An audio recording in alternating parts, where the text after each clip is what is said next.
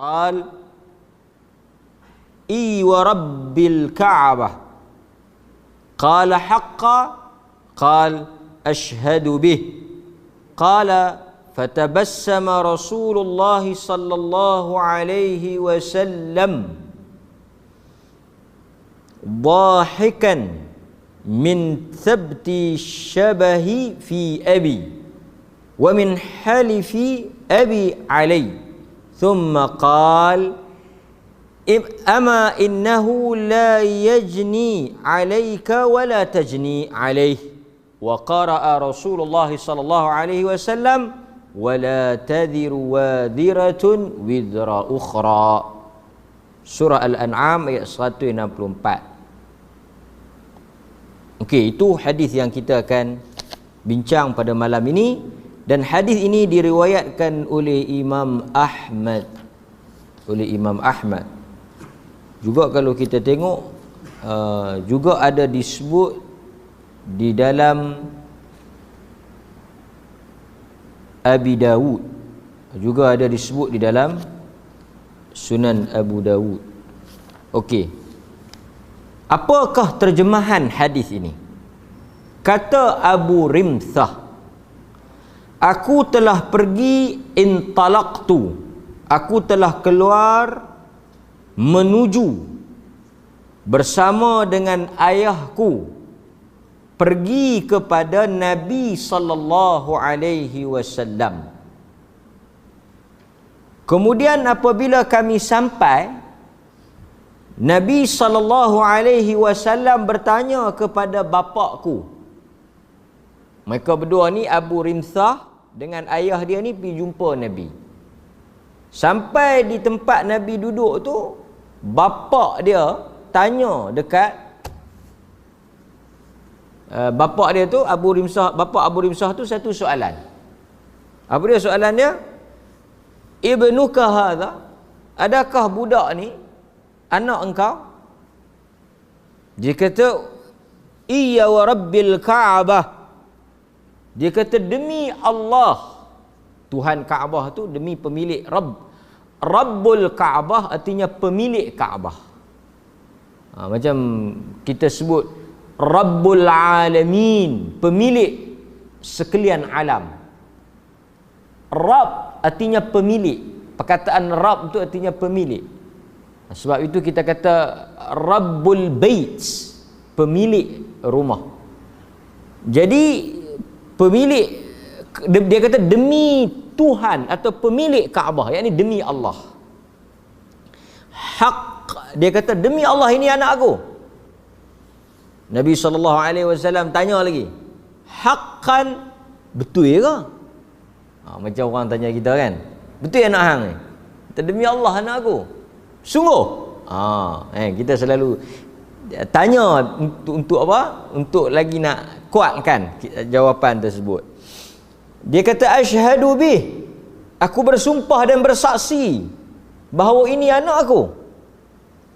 Kan? Maksudnya dia bersungguh. Dia kata, demi Allah, aku bersumpah dengan nama Allah, ini memang anak aku. Fatabassama Rasulullah sallallahu alaihi wasallam dhahiqa. Kata Abu Rimthah, Nabi ini tersenyum, tergelak dengan sikap dan gelagat ayahku itu yang bersungguh-sungguh bersumpah nak menyatakan bahawa aku ini adalah anak dia. Kan? Kerana apa dia ni, Abu Rimthah ni dengan ayah dia tu mirip, sama muka, kan? Dan juga Nabi tergelak ni kerana sikap ayah aku yang demi Allah ini anak aku, kan? Bersungguh-sungguh dia mengaku kata itu anak dia. Kemudian Nabi SAW sebut kepada ayah Abu Rimthah tu, dia kata apa? Dia kata, sesungguhnya azab yang dilakukan atau dosa yang dilakukan oleh anakmu tidak akan dibebankan ke atasmu, dan dosa engkau juga tidak akan dibebankan ke atas anak engkau. Dosa yang dilakukan oleh anak engkau tidak ditanggung oleh engkau, dan dosa engkau tidak ditanggung oleh anak engkau. Kemudian Nabi SAW membacakan ayat daripada surah Al-An'am ayat 164 yang bermaksud sesungguhnya Allah Azza wa Jal tidaklah membebankan seseorang dengan dosa orang lain, atau dalam arti kata yang lain, tidaklah seseorang itu menanggung dosa yang dilakukan oleh orang lain. Jadi ini cerita dia. Cerita dia apa? Nabi memberitahu suatu perkara yang sangat besarlah dan penting untuk kita ambil perhatian pada malam ini. Apa sahaja yang dilakukan oleh anak kita ataupun oleh sesiapa sahaja tidak berkaitan dengan diri kita. Dosa adalah milik individu. Jika yang melakukan itu adalah isteri kita, bini kita yang berdosa, dia yang buat maksiat tu, dia yang buat benda haram itu, yang menanggung dan diseksa atau diazab dia kita. Dia tidak ada kaitan dengan suami. Ini berdasarkan hadis yang kita baca. Kalau suami yang buat dosa, suami tanggung. Anak yang buat dosa, anak tanggung. Pak tak salat dan sebagainya, pak tu yang tanggung. Ini very clear.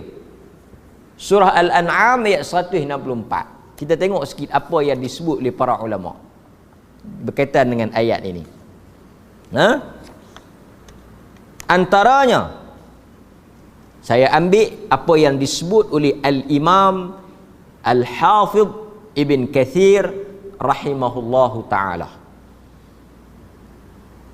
Jadi kita tak boleh kata, banyak juga benda-benda yang kita dengar, dakwaan yang tak betul. Ada video tersebar dan saya rasa kita dah jawab. Mak ayah dia kalau mati, mak ayah tu dah mati, anak-anak di atas dunia ni tak semayang. Bisa dengar tak video tu? Ustaz juga ceramah. Dia kata apa? Malaikat akan bawa api neraka mai bagi dekat roh mak dengan ayah ni. Yang tak semayang tu siapa? Yang tak semayang, yang hidup di dunia tu siapa? Anak-anak dia. Tiba-tiba malaikat bawa api neraka mai bakar mak dia, mai bakar ayah dia. Viral video tu. Ramai juga orang tanya, betul ke ni? Jenuhlah kami. Kacau. Pasal di dunia pun duk tengok anak dia memang belong. hantar pergi WhatsApp keluarga kan. Hampa tengok ni. Hampa tak semayang aku kena bakar. Ini suatu dakwaan yang tidak benar. Suatu perkara yang tidak ada keterangannya daripada Al-Quran maupun hadis. Anak kita tak semayang, anak kita tak puasa, anak kita tak tutup aurat, anak kita buat maksiat, anak kita buat jahat, anak kita tanggung. Tak ada kaitan dengan mak bapak. Mak bapak bagus, semayang, tutup aurat, mengaji, tiba-tiba diazab kerana dosa anak. Ini bukan Islam. Islam tak sebut macam tu. Siapa yang buat, dialah yang tanggung. Boleh? Okey. Yang ni tuan-tuan tolong sebarkan, tolong jelaskan. Nampak? Bini kita buat dosa, isteri kita buat dosa, kan? Dialah tanggung. Suami kita pergi, suami kita judi ke, tak semayang ke, ada banyak. Suami tak semayang, isteri tanggung tak? Tak tanggung. Suami main nombor ekor, isteri tanggung tak? Tak tanggung. Cuma dia akan tanggung bila? Bila dia terlibat sama. Laki lupa kata hari ni hari Rabu. Hari ni tak tahu, kita contoh bila saya pun tak tahu hari apa. Kalau saya tahu pelik pula kan. Abang, beli dah. Pasal apa? Ni hari Rabu ni boleh belilah. Dia peringat. Nak pi beli ni tapi tak tahu nombor berapa. Hang ada mimpi tak semalam? Adalah lepas mayang tahajud tu terlelap Ustaz, adalah mimpi. Yang bini pun. Hang tulis mai aku nak pi beli. Ni saat-saat nak ambil kertas tulis. Yang ni dia mai lagu tu saja. Yang ni dengar suara bisik. Hak ni abang beli banyak sikit. Yang ni tak apalah, nak beli hak kecil tak apalah. Pasal yang ni tak apa nak jelas dalam mimpi tu. Yang isteri tu. Yang ni kena lah. Ini kena. Pasal dia bersekongkol. Tapi kalau dia yang buat, kan, dia keluar tak pakai tudung ke, pergi mengumpat, mengata petang-petang dengan geng dia bawah pokok pelam tu, kita kena tak? Kita tak kena. Kan? Ini penting. Kata Al-Imam Al-Hafidh Ibn Kathir rahimahullah, ketika beliau menafsirkan ayat surah Al-An'am 164 yang kita baca tadi, wala tadhiru wadhiratun wizra ukhra, kata Al-Imam Ibn Kathir, ayat ini secara umumnya menceritakan tentang kiamat, tentang azab dan hukuman, dan juga inilah bukti keadilan Tuhan. Adilnya Tuhan ni, siapa yang buat dia yang kena. Itu keadilan Tuhan. Setiap manusia akan diberikan pahala berdasarkan apa yang dia buat. Ini yang penting. Kalau kita buat, kita dapat. Tak buat, tak dapat. Wa allaysa lil insan illa ma sa'a. Tuan-tuan semayang, tuan-tuan boleh. Tuan-tuan baca Quran, tuan-tuan boleh. Tuan-tuan sedekah, tuan-tuan boleh. Apa yang kita buat, kita dapat. Itu kata Al-Imam Ibn Kathir. Jika buruk amalannya, buruklah balasannya. Setiap manusia itu tidak menanggung dan memikul dosa orang lain. Ini adalah bukti Tuhan itu maha adil. Nampak? Jadi jelas. Jadi tuan-tuan, pendidikan dah bagi, ilmu dah bagi, asuhan dah bagi, teguran dah bagi, nasihat apa semua dah bagi. Lepas tu dia tak mau juga, itu lantak dia. Fikir seperti yang berlaku kepada Nabi Nuh. Nabi Nuh bukan tak didik, bukan tak asuh, bukan tak ajak, bukan tak latih, tapi nak buat macam mana? Anak dia tak mau. Nabi Lut. Jadi kata para ulama, terangkat kewajipan dan juga tanggungjawab seorang bapa itu apabila dia telah memberikan didikan dan asuhan. Dia dah hantar sekolah. Tuan-tuan, hantar sekolah itu sebahagian daripada tanggungjawab. Dah selesai dah satu bab. Di samping tu tuan-tuan bawa mari masjid, suruh dia dengar kuliah. Itu juga tuan-tuan tak boleh mengajak, bawa mari masjid, hantar camp ke apa ke. Artinya semua yang mana bahagian tuan-tuan dah selesai dah. Dia tak mau nak jadi juga. Yang tu dia sendiri fikirlah. Apabila balik saja dia mukallaf, pasal itu dia sebut mukallaf. Mukallaf artinya apa? Orang yang menanggung beban dia sendiri. Kita tak ada kaitan. Jadi tuan-tuan jangan risau. Mati esok, duk sengak-sengak, berehat elok-elok, lena pergi cerak elok. Saya duk fikirlah apa nak jadi, lingkup pi depa. Depa nak buat apa, depa jawablah. Kita dah selesai dah. Di dunia lagi kita dah selesai dah. Depa dah akil balik, depa dah berakal, depa dah boleh fikir sendiri yang mana baik, yang mana buruk, depa dah boleh timbang ni semua kita dah bagi. Depa jalanlah. Kalau tidak sampai ke bila? Kalau kita duk tanggung depa, kalau kita bertanggungjawab sampai ke bila tuan-tuan? Sampai ke bila tuan-tuan tolong jawab? Sampai ke bila kalau kita tanggung dosa anak-anak ni duk kena pesah sampai bila?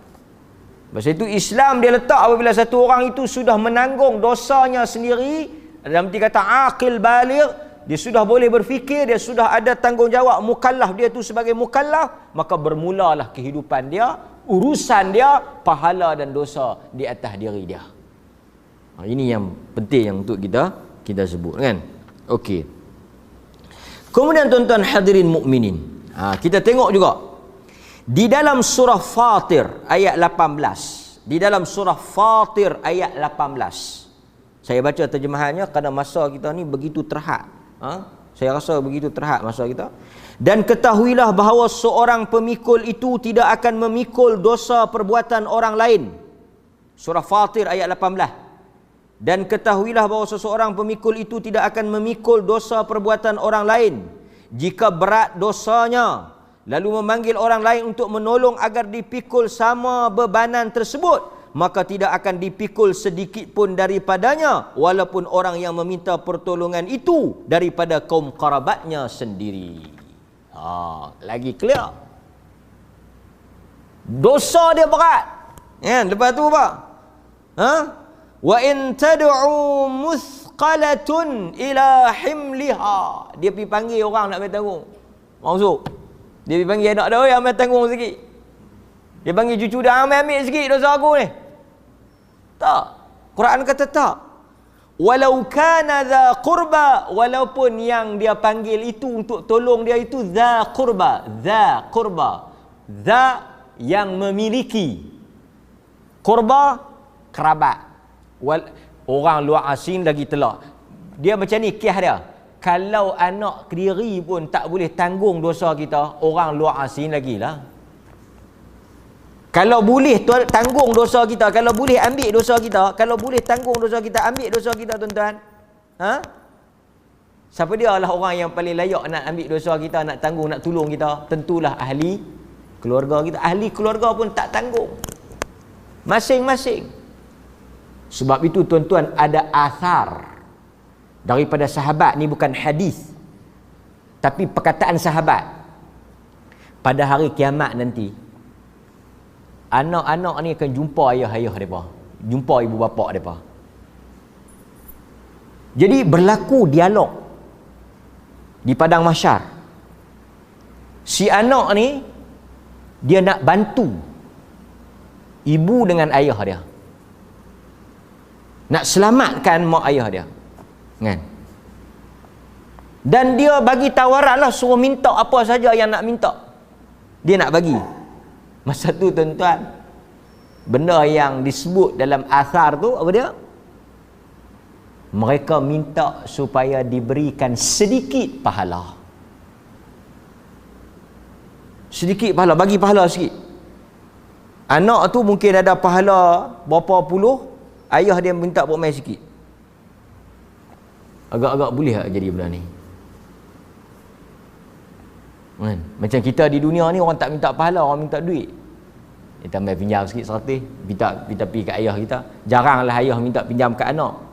Tabiatnya anak pinjam kat ayah. Boleh, di dunia boleh. Di dunia kita boleh tolong. Dan banyak mak bapak yang duk tolong anak-anak kan sekarang. Tapi di akhirat, yauma la tamliku nafsun li nafsin syai'a wa la yuqbalu minha syafa'ah. Tak berlaku benda tu. Satu perkara yang patut kita pasak dalam minda kita, pasak dalam pemikiran kita, bahawa tidak boleh membantu dan tak boleh menyelamatkan. Manusia bergantung kepada diri dan amalan masing-masing. Gantung pada apa yang dia buat. Ini satu perkara yang sepatutnya menjadi perhatian kita. Kata Al-Imam Ibn Kathir, dia ulas ayat yang saya baca tadi, Fatir ayat 18. Jelas menunjukkan di dalam syarak, di dalam agama, bahawa setiap manusia yang telah sempurna akalnya, telah baligh. Pasal itu kecil-kecil ni tak apalah. Kecil mereka tak ada dosa kan, betul tak? Tuan-tuan punya anak yang kecil-kecil yang tak balik tu, mereka buat apa bukan ada dosa apa. Cuma tuan-tuan kena didik lah. Satu benda yang tak bagus dalam didikan ni, kita jangan bila mendidik ni, atau kita, para ulama kata jangan jadikan dia alasan dia kecil, kita benarkan dia buat benda yang salah. Tak boleh. Walaupun dia tak berdosa lah. Contoh budak kecil kalau dia telanjang, dia bogel, dia berdosa ke tak? Budak kecil bogel berdosa? 4-5 tahun berdosa tak, Tok Bilal? Tak berdosa lah. Yang berdosanya 4-15 tahun, 4-50 tahun telanjang ni berdosa, 4-5 tahun pun. Tapi kita jangan jadikan alasan oleh kerana dia kecil-kecil dia tak berdosa, kita tak apa budak-budak, tak apa. Ini suatu takdib, suatu adab yang tak bagus kata para ulama, kerana kita membiasakan dia dengan satu benda yang tak bagus, tak elok. Jadi tak boleh alasan budak-budak tak apa, biar piah. Satu agama dia suruh mula daripada kecil. Walaupun benda tu tak wajib, walaupun dia tak puasa, dia suruh latih daripada kecil. Walaupun kalau dia tak puasa tak berdosa. Dia tak berdosa, dia tak puasa, dia tak mukallaf, dia tak balik, dia tak berdosa, tapi agama suruh ajak. Sahabat kata dulu kami ajak anak-anak kami puasa sampai teriak, lapar. Lepas tu kami buat patung, buat anak patung, suruh mereka main. Pasal budak-budak ni kalau dia main, dia lupa lapar. Dia tak makan pun tak apa sehari, janji kalau dia boleh main. Tapi nak habaknya stres, mereka tekankan soal didik daripada awal tu. Macam orang Melayu lah kata buluh rebung apa semua tu. Tapi saya nak sebut macam tu. Setiap manusia yang telah sempurna akalnya, kata Ibn Kathir, dan telah baligh, mukallaf, dosanya itu ditanggung oleh dirinya sendiri. Tak kiralah sama ada dia suami ke, isteri ke, dan sebagainya lah, kan? Itu seperti yang Ibn Kathir sebut tadi ni. Manusia artinya dia tanggung dosa dia sendiri. Okey. Hadirin mukminin. Kemudian kalau boleh juga kita tengok di dalam satu lagi ayat yang mungkin agak kontradik, kan, tetapi kita cuba nak bagi dia selari. Di dalam Al-Quran surah An-Nahl ayat 25. Surah An-Nahl ayat 25. Mereka dibiarkan menuduh dengan yang demikian supaya mereka memikul dosa-dosa mereka dengan sepenuhnya pada hari kiamat, dan juga memikul sebahagian dari dosa orang-orang yang mereka sesatkan dengan tidak berdasarkan pengetahuan yang benar. Sesungguhnya amatlah buruk dosa-dosa yang mereka lakukan. Nampak? Kata Imam Ibn Kathir, kita ambil perkataan Ibn Kathir lagi. Dia kata dalam bab ini, telah berkata Imam Mujahid, yang dimaksudkan yahmiluna athqalahum, iaitu mereka menanggung segala dosanya dan dosa orang yang mengikutinya, dan mereka tidak diberikan keringanan azab, seksaan kerana dosa orang yang mengikutinya. Ayat ni seolah-olah macam kata kita tanggung pula. Ayat surah An-Nahl 25 ni macam kata kita tanggung pula.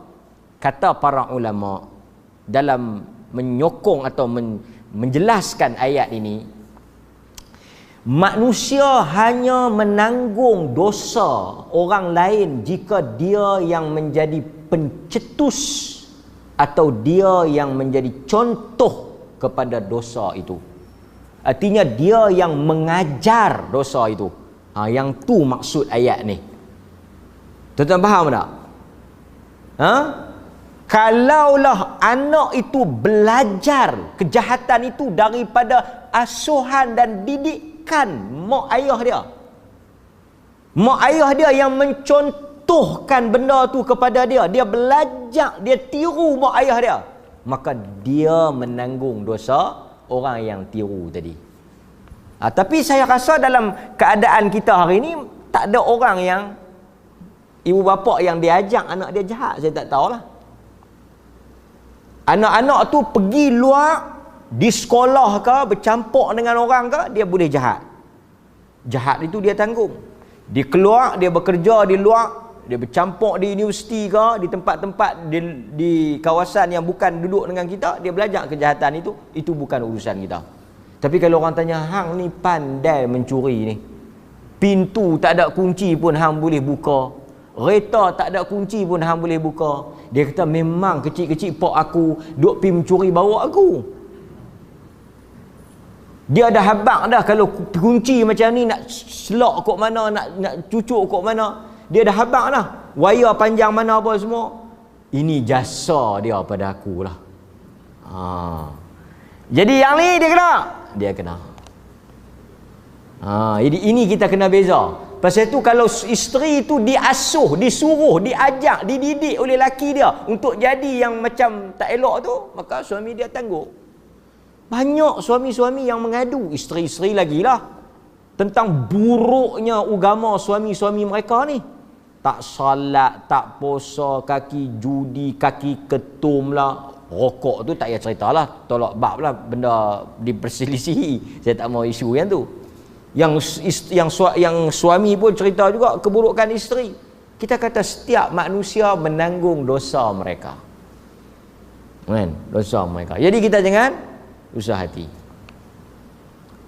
Suami kita tak maki subuh, dia kena bakar itu. Kita tak kena. Anak kita tak maki semayang, dia kena bakar. Kita tak kena. Itu di dalam agama. Tetapi kalau kita yang tunjuk, seperti dalam hadis yang diriwayatkan oleh Imam Muslim, man sanna fil Islam sunnah sayyi'ah. Sunnah sayyi'ah. Tapi kalau kita yang tunjuk contoh yang buruk tadi ni, kita akan dapat kana alaihi wizruha wa wizru man amila biha. Nabi kata siapa yang tunjuk. Jadi kita kena faham, yang tanggung tu siapa dia? Yang tanggung tu orang yang buat dan orang yang tunjuk. Ni Nabi kata, wa wizru man amila biha. Dia pun dapat dosa dan dosa orang yang buat apa yang dia tunjuk tadi. Jadi tuan-tuan kena beza lah. Kena beza. Jadi kalau anak tu boleh sendiri, dia tanggung, dia buat sendiri. Tapi kalau kita ajak, kita kena. So dalam hal ini tuan-tuan, banyak benda-benda yang kadang-kadang orang sebut, yang ni kita kena jaga, esok mak ayah kena bakar, esok mak ayah kena azab, sehari isteri kena seksa, suami kena seksa. Kalau ada, ni satu kaedah ni tuan-tuan boleh. Kalau ada yang bunyi-bunyi macam ni yang kata orang lain tanggung dosa orang lain ni, tuan-tuan kena ingat. Lepas ni kalau tuan-tuan dapat cerita orang ke, dapat SMS ke, WhatsApp ke apa ke, yang cerita yang dia habaq kata kita tanggung dosa orang lain, ketahuilah perkara itu palsu. Senang, ambil kaedah macam tu. Dia tu cerita ni macam mana ustaz ni?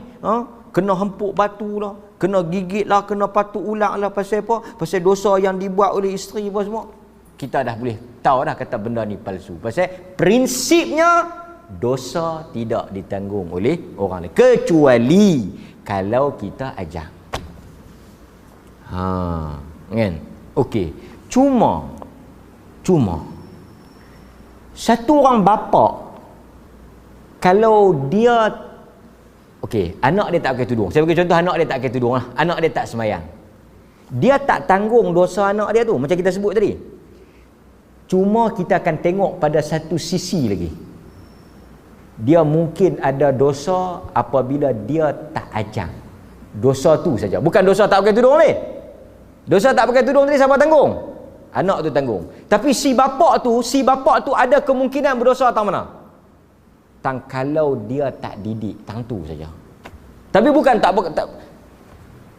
dia tak pakai tudung, kita tak kena dosa tu. Tapi kita mungkin terlibat kalau kita tak asuh dia. Jadi tolong bezakan. Tapi kalau tuan-tuan dah asuh, dia yang enggan, dia tanggung. Itu dari sudut kaedah yang disebut di dalam ayat yang kita baca tadi. Okey. Kemudian timbul satu lagi perbincangan. Okeylah, sekarang ni kalau kita jadi contoh. Ini juga penting saya nak sebut. Siapa-siapa yang jadi contoh pada orang lain, kemudian orang tiru kejahatan dia. Pasal itu siapa-siapa yang mula, pasal itu Nabi kata setiap pembunuhan manusia ditanggung oleh anak Adam yang pertama yang membunuh tu, yang tuan-tuan baca Habil Qabil tu. Pasal apa? Pasal dia yang menjadi contoh pembunuhan yang pertama dalam sejarah manusia ni, Habil dengan Qabil. Nabi kata setiap pembunuhan lepas daripada tu ada saham di atas Habil dengan Qabil tadi. Kan? Nampak? Sebab apa? Kerana dia jadi contoh. Okey. Macam mana orang yang nak jadi contoh ni nak bertaubat? Katalah kita ajak satu benda tak elok, kita buat satu benda yang tak elok, kan? Kemudian kita nak taubat daripada benda tu, supaya apa yang orang buat selepas tu kita tak terlibat, kita berlepas diri. Kita tak ada kaitan. Quran menyatakan, sesiapa yang mengajar, menyampaikan, mencontohkan ataupun dia memulakan benda tu dan orang belajar daripada dia untuk dia bertaubat, dia tak boleh taubat secara sendirian. Quran kata illal ladzina tabu wa aslahu wa bayyanu. Dia ada tiga perkara yang contoh, tuan-tuan ajak anak tuan-tuan buat satu benda ke, tuan-tuan jadi contoh tak elok pada satu masyarakat ke apa ke, kan? Pertama, tuan-tuan kena bertaubat. Yang kedua, tuan-tuan kena perbetul. Wa bayyanu, dan kena pergi declare, pergi habaq balik, kata benda tu tak betul, benda tu haram, benda tu salah. Kena lagu tu. Tuan-tuan tak boleh, ya Allah aku minta ampunlah dosa-dosa aku dulu yang mana aku jadi teladan tak elok, jadi contoh yang buruk, tolong tak boleh. Sebab itu saya nak sebut sikit dalam kesempatan kali ini, siapa-siapa yang mengajar atau menyampaikan sesuatu yang salah, dia kena perbetul balik, pasal benda tu melibatkan orang ramai. Dia ajar satu benda palsu, orang lain duk amal benda palsu tu. Siapa yang mula ajak? Dia. Jadi macam mana dia nak bertaubat? Dia tak boleh, ya Allah aku bertaubat, aku tersilap baca, aku bagi tahu benda palsu. Dia tak boleh, dia seorang saja. Dia kena pi umum pula. Dia kena habaq kata benda yang diajak tu tak betul. Minta siapa-siapa yang dengar hari tu berhenti buang. Tu cara dia. Pasal itu kadang tuan-tuan kita kena faham, dosa kesalahan yang dibuat secara umum memang kena tegur secara umum. Kan? Contoh, saya bagi contoh. Satu orang ustaz dia mengajak, dia baca hadis palsu. Dia baca amalan palsu. Perkara yang tak betul. Ramai orang dengar. Kalau dia seorang saja bertaubat, orang lain masih amalkan benda tu, tak jadi. Dia kena pergi habaq kok belakang kata benda tu tak betul. Barulah Quran terima taubat dia. Barulah Quran kata lengkap taubat dia, illal ladzina tabu wa aslahu wa bayyanu. Dia mesti bertanggungjawab. Itu berat sikitlah kepada orang yang menjadi contoh kejahatan kepada orang lain.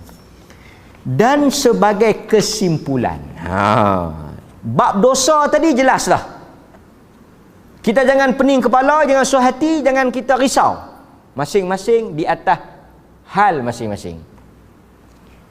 Tetapi dari sudut kebaikan, dari sudut pahala, Allah dia buka luas rahmat dia.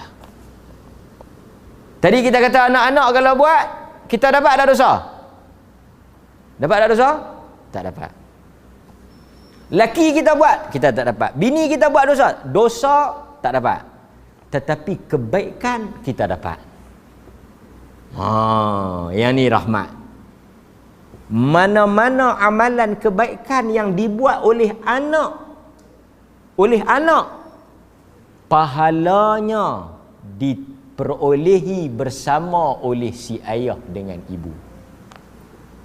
Yang ni dia beza. Orang akan tanya pula, macam mana dia boleh dapat? Dosa tadi dia tak dapat. Okey. Kerana kata para ulama, anak yang buat kebaikan yang dia dapat juga pahala itu atas alasan anak itu adalah amalan dia. Itu alasan dia. Pasal apa kalau anak buat baik kita dapat? Kerana anak itu amalan kita. Anak itu sebahagian daripada kasb, daripada usaha kita. Jadi kalau anak buat baik, kita dapat munasabah kerana anak itu adalah hasil daripada usaha kita. Maksudnya kita masih lagi dapat benda yang kita, pasal itu dalam hadis tu dia kata waladun salih yad'u lah. Satu orang mati tapi tetap dia mendapat doa daripada anak dia yang salih. Pasal anak kita tu amalan kita.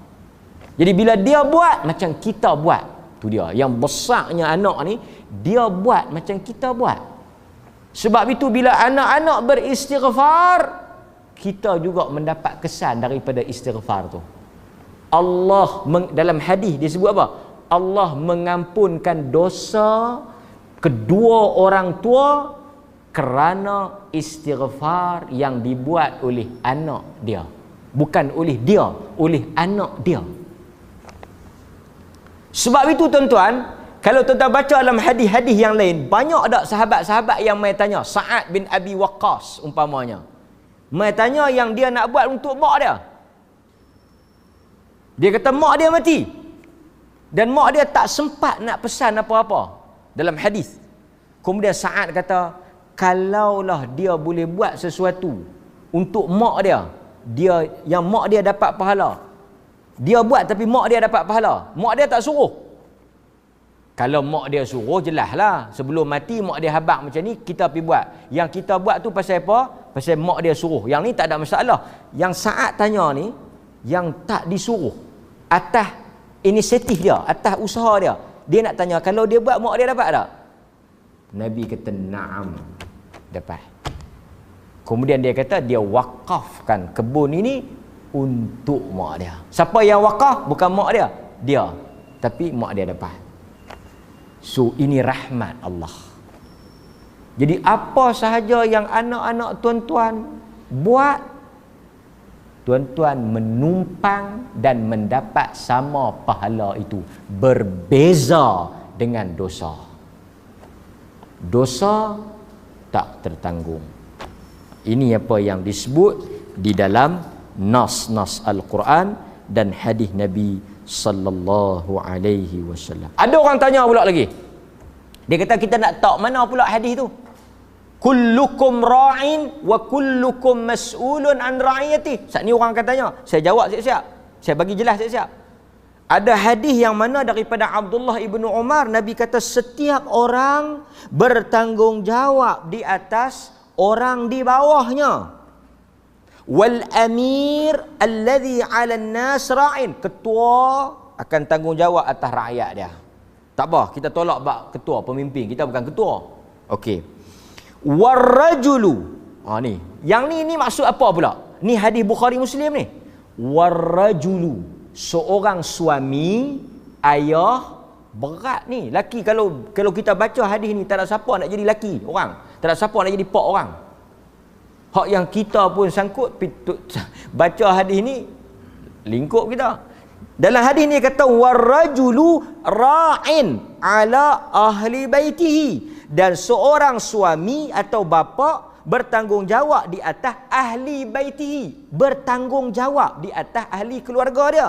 Wa huwa mas'ulun anhum, dan dia akan ditanya dan disoal di atas apa yang mereka lakukan. Ni macam mana pula? Ini bukan maksud dia kita tanggung ke hak depa buat. Nampak? Okey. Dengar kata An-Nawawi. Dengar kata An-Nawawi. Kata Al-Imam An-Nawawi, hadis ni makna dia apa? Seorang penjaga. Suami dia jaga bini. Pak dia jaga anak.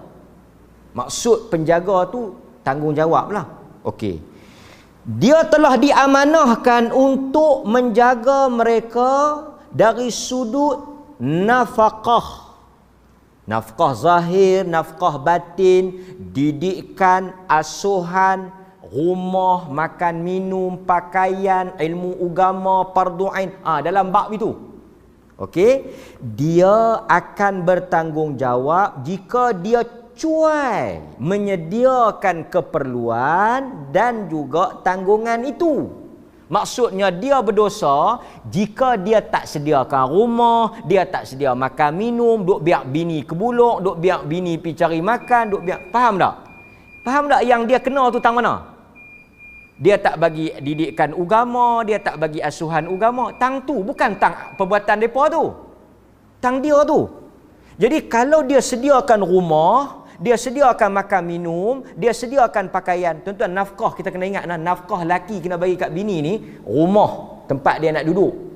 Beli baju bagi dia pakai sesuai dengan kemampuan laki lah. Makan minum, cukup lah.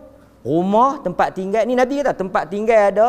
Laki ni berdosa kalau dia tak sediakan rumah. Nak duduk tang mana ni? Tidur masjid lah. Rumah kena ada, boleh hujan turun tak kena muka, kira rumah lah. Rumah, baju, kain baju, dia tak pakai guni, baja. Lepas tu ada makan minum. Tak terangkat lah tanggungjawab lelaki. Lepas tu yang lain nak bagi kereta, nak bagi barang mah, nak bagi yang tu dia panggil apa? Ihsan. Jadi kalau dia gagal, fail, rosak tang tu, dia berdosa lah.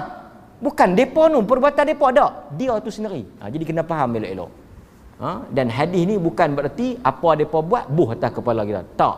Ini soal tanggungjawab memang suami tu. Bukan berkait dengan anak isteri dia. Jadi jelas kepada kita malam ini sangat penting dalam kehidupan ini supaya setiap orang beringat di atas amalan masing-masing. Wassallallahu ala nabiyyina Muhammad wa ala alihi wa sahbihi wasallam walhamdulillahi rabbil alamin. Wassalamualaikum warahmatullahi wabarakatuh.